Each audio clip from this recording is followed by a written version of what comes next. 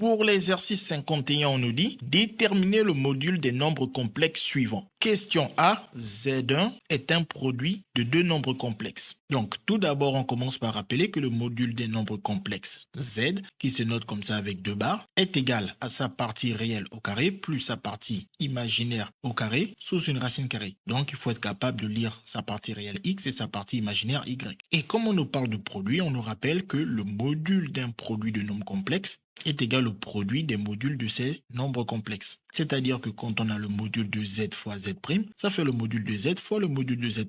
Donc ici, en cherchant le module de Z1, qui est le produit des deux nombres complexes entre parenthèses, on se retrouve à appliquer cette formule qui nous dit qu'il faut faire le produit des modules de ces deux nombres complexes. Et ensuite, on utilise la formule ici. Pour le premier nombre complexe ici, la partie réelle, c'est 3. Donc on met 3 au carré. Et pour le deuxième nombre complexe, on a plus I. Plus I, c'est plus 1I. Donc plus 1I, on peut alors écrire plus 1 au carré, car 1 est du coup la partie imaginaire de notre nombre complexe. On n'oublie bien évidemment pas la racine carrée qui est dans la formule. On fait exactement la même chose pour le module du deuxième nombre complexe. Sa partie réelle, c'est 7. Ça nous fait donc 7 au carré. Sa partie imaginaire, c'est moins 2, donc ça nous fait plus moins 2 au carré. Attention, ne surtout pas oublier les parenthèses. Et bien évidemment, la racine carrée. Ensuite, on fait les calculs. 3 au carré, 9 et 1 au carré, 1. Et avec la racine carrée, 9 plus 1 nous donne racine de 10. On fait la même chose ici. 7 au carré, 49 et moins 2 au carré, 4. Et avec la racine carrée, 49 plus 4 nous donne la racine carrée de 53. Et ensuite, à l'aide des règles sur les racines carrées, on sait que le produit de racine carrée donne la racine carrée du produit. Et le produit de 10 par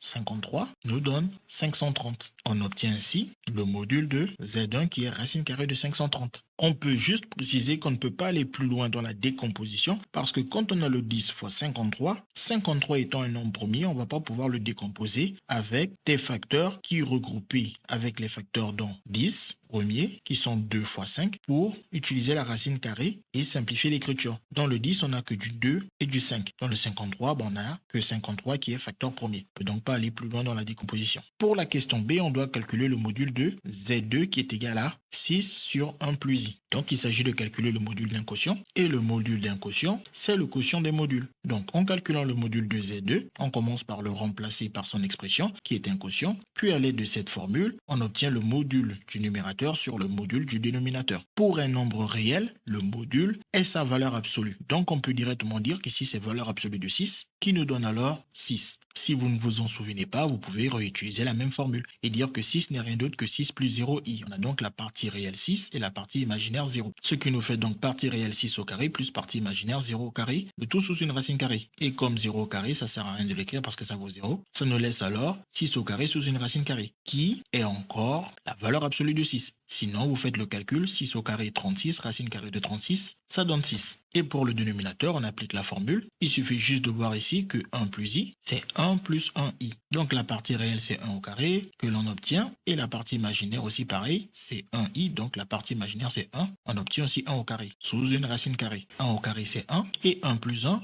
on obtient racine de 2. Il est fortement conseillé de ne pas laisser de racine carrée au dénominateur, surtout dans ce chapitre sur les nombres complexes. Il faut prendre l'habitude d'enlever les racines carrées au dénominateur parce qu'on en a énormément besoin pour reconnaître certains nombres. Pour enlever la racine carrée au dénominateur, il faut faire apparaître un carré. On fait apparaître le carré en multipliant racine de 2 par lui-même. Comme ça, on aura racine de 2 au carré et on pourra faire partir la racine carrée. Mais si on multiplie au dénominateur par racine de 2, il faut alors multiplier aussi au numérateur par racine de 2, ce qui nous donne 6 racines de 2 au numérateur. Et au dénominateur, on vient justement de le dire, la racine carrée s'en va avec le carré, il reste alors le 2. Et comme au numérateur, on a 6 racines de 2, 2, on le divise par 6, ce qui nous donne 3 racines de 2. On obtient ainsi que le module de Z2, c'est 3 racines de 2. CQFD, ce qu'il fallait découvrir.